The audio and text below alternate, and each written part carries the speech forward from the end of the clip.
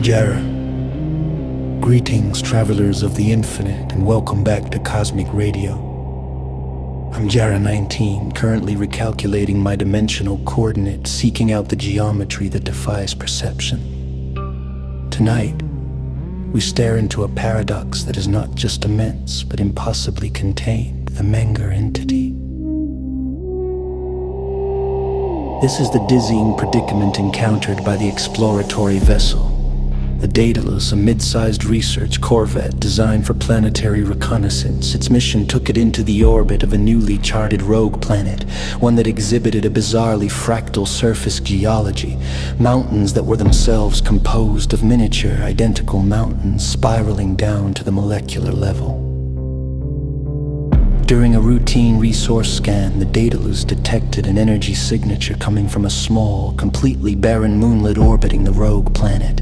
Upon approach, the crew realized the moonlet wasn't composed of rock, but of a lattice structure that defied conventional physics. It was a solid, three-dimensional iteration of a geometric impossibility, a Menger sponge, a fractal form with infinite surface area, yet zero volume.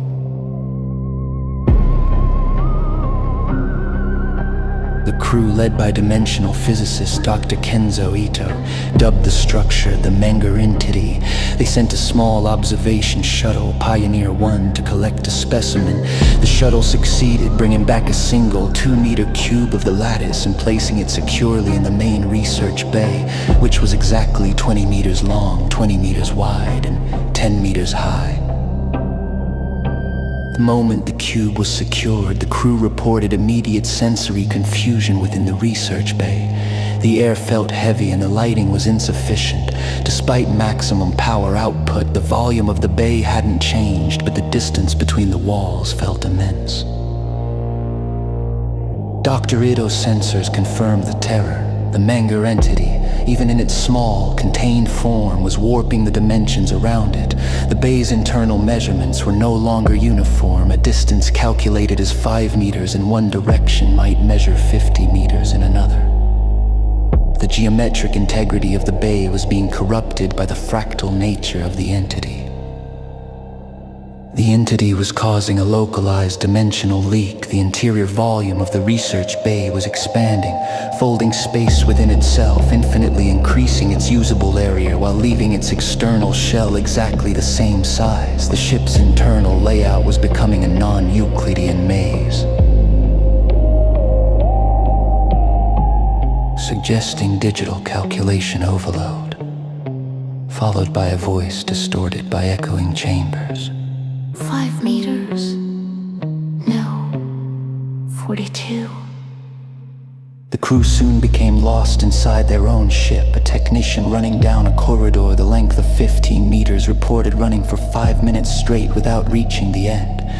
The corridor had become an infinite hallway, folded into the space of their small vessel. Bulkheads designed to be mere steps apart were now separated by miles of impossible self-referential space. The terrifying implication was that the Menger entity wasn't just expanding the ship's volume. It was infinitely increasing the surface area, the points of potential contact, and dimensionally displaced energy. Within the closed container, the surface area of the 2-meter cube was now approaching infinity. And the research bay was being filled with the impossible geometry of void. The final log from the Daedalus was a series of panicked, echoing transmissions. Dr. Ito's voice was distorted, fading in and out as if traveling across unimaginable distances within the small ship. He reported seeing crew members just feet away, but unable to reach them because an infinite number of dimensional folds separated them. The last recording was silence, followed by the original sound of the deep. Hollow thrumming, now coming not from the specimen container, but from the surrounding walls of the ship itself. The ship's interior was no longer a structured volume. It had become an infinite hollow labyrinth, entirely contained within a vessel.